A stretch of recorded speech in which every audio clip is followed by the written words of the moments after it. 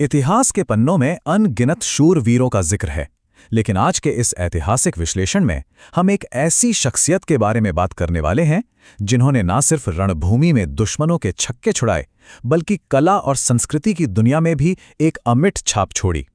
हम बात कर रहे हैं मेवाड़ के महान शासक राणा कुंभा की। इन ऐतिहासिक स्रोतों के आधार पर आइए इस दिलचस्प गाथा को करीब से समझते हैं। अब एक पल के लिए जरा कल्पना कीजिए, चारों तरफ कट्टर दुश्मन, लगातार होते हमले और बीच में एक युवा शासक। सुनने में किसी फिल्म की कहानी लगता है ना? लेकिन ये सच है।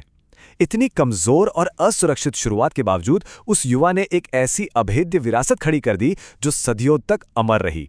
आखिर ये नामुमकिन सा कारनामा कैसे हुआ? चलिए पता लगाते हैं। तो कहानी की शुरुआत होती है मेवाड़ की उस वीर भूमि से, जहां इस युवा दिग्गज का उदय हो रहा था। राणा कुंभा का जन्म 14वीं शताब्दी के अंत में राजस्थान के मेवाड़ में हुआ था। उनके पिता थे राणा मोकल और माता सौभाग्य देवी।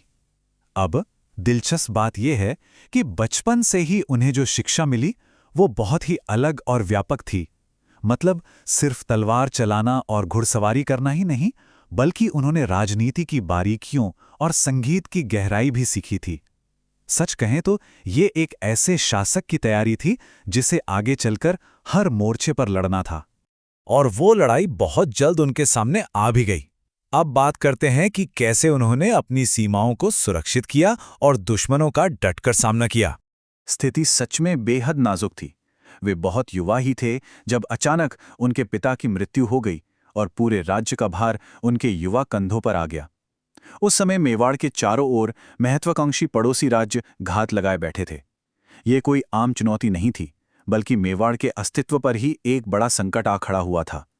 लेकिन राणा कुंभा डरने वालों में से बिल्कुल नहीं थे। उन्होंने इस चुनौती का सीधा सामना किया और कई दुश्मन गुटों के छक्के छुड़ा दिए। सबसे बड़ी बात तो यह है कि उन्होंने मालवा और गुजरात के शक्तिशाली सुल्तानों को युद्ध में एक या दो बार नहीं, बल्कि कई बार करारी मात दी। उन्होंने ये बात बिल्कुल साफ कर दी थी कि मेवाड़ की आज़ादी के साथ कभी कोई समझौता नहीं होगा।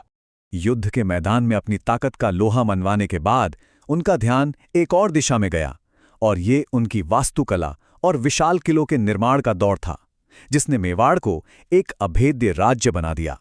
जरा इस नंबर पर गौर करते हैं। 32, जी हां 32। राणा कुंभा ने मेवाड़ में लगभग 32 दुर्गों का निर्माण करवाया, या उन्हें इतना मजबूत कर दिया कि उन्हें भेदना लगभग नामुमकिन हो गया। उस दौर की तकनीक को देखते हुए इतने सारे किलों का निर्माण करना, ये उनके इंजीनियरिंग विजन का एक बहुत बड़ा बल्कि विस्मयकारी प्रमाण है। और इन सभी 32 किलों में से जो नाम सबसे ज्यादा चमकता है वो है कुंभलगढ़ दुर्ग।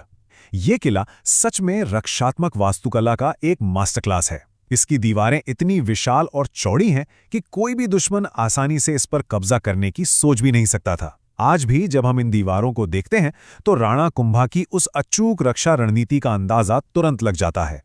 सिर्फ किले ही नहीं, उन्होंने अपनी जीतों का जश्न मनाने के लिए चित्तौड़गढ़ में विजय स्तंभ का निर्माण भी करवाया। ये गगनचुंबी स्मारक केवल पत्थरों का ढांचा भर नहीं है, बल्कि ये उनकी अजेय भावना और राजस्थान के गौरव का एक जीता जागता प्रतीक है।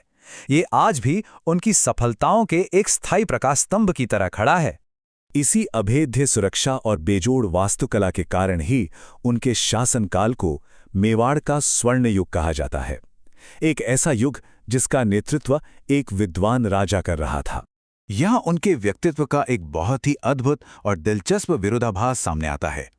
एक तरफ वो एक भयंकर वीर योद्धा थे जिन्होंने बड़े बड़े सुल्तानों को हराया और मेवाड़ को सुरक्षित रखा, और दूसरी तरफ वो एक बेहद परिष्कृत कला प्रेमी थे। मतलब एक ही इंसान तलवार का भी धनी था और कलम का भी। इस सांस्कृतिक पुनर्जागरण ने मेवाड़ की पूरी तस्वीर ही बदल कर रख दी। राणा कुंभा ने खुद कई महत्वपूर्ण ग्रंथों की रचना की। उनके दरबार में हमेशा संगीतकारों, कलाकारों और विद्वानों को पूरा सम्मान और शाही संरक्षण मिलता था। और सबसे अहम बात, वो एक बेहद न्यायप्रिय शासक थे जो अपनी प्रजा से बहुत प्यार करते थे। इसी चौतरफा विकास के कारण उनका समय सही मायनों में स्वर्ण युग कहलाया। लेकिन इतिहास गवाह है कि हर महान कहानी का अंत हमेशा सुखद नहीं होता। अब हम उस अमर गाथा के एक बहुत ही दुखद मोड़ पर आते हैं, जहां पतन बाहर से नहीं बल्कि भीतर से हुआ। यहाँ मन में एक बहुत ही बेचैन करने वाला सवाल उठता है। एक ऐसा अजेय राजा जिसे बाहर के बड़े बड़े साम्राज्य और खूंखार दुश्मन भी नहीं झुका सके, आखिर उसका अंत कैसे हुआ? इसका जवाब उतना ही चौंकाने वाला है जितना कि दुखद। उनका अंत रणभूमि में किसी दुश्मन की तलवार से नहीं हुआ, बल्कि सत्ता के अंधे लालच में उनके अपने ही पुत्र उदय सिंह ने उनकी हत्या कर दी। ये एक भयानक विश्वासघात था। जिस राज्य की सीमाओं को उन्होंने खून पसीना एक करके सुरक्षित किया था, उसी राज्य के भीतर उनके अपने ही खून ने सत्ता के लिए उनकी जान ले ली। उनका अंत भले ही इतने क्रूर विश्वासघात से हुआ हो, लेकिन उनकी विरासत को कोई भी मिटा नहीं सका। कुंभलगढ़ का वो विशाल दुर्ग और विजय स्तंभ जैसे भौतिक स्मारक आज भी सीना ताने खड़े हैं। उनकी बहादुरी और देशभक्ति की कहानियां आज भी अमर हैं और आने वाली कई पीढ़ियों को साहस और अपनी संस्कृति की रक्षा करने की प्रेरणा देती रहेंगी। तो इस ऐतिहासिक चर्चा के अंत में हम एक गहरे विचार के साथ रुकते हैं। क्या किसी शासक की सच्ची ऐतिहासिक महानता उसके द्वारा बनाए गए पत्थर के अभेद्य किलों से मापी जाती है, या फिर उन किलों के भीतर जिस सांस्कृतिक पहचान और मूल्यों को उसने इतनी दृढ़ता से बचाया, असली महानता उसमें है? शायद राणा कुंभा की असली विरासत इन दोनों के ही एक बेहतरीन संतुलन में छुपी है। हमारे साथ इस ऐतिहासिक विश्लेषण का हिस्सा बनने के लिए बहुत बहुत धन्यवाद। अगली बार फिर किसी ऐसी ही रोचक ऐतिहासिक यात्रा में गहराई से उतरेंगे।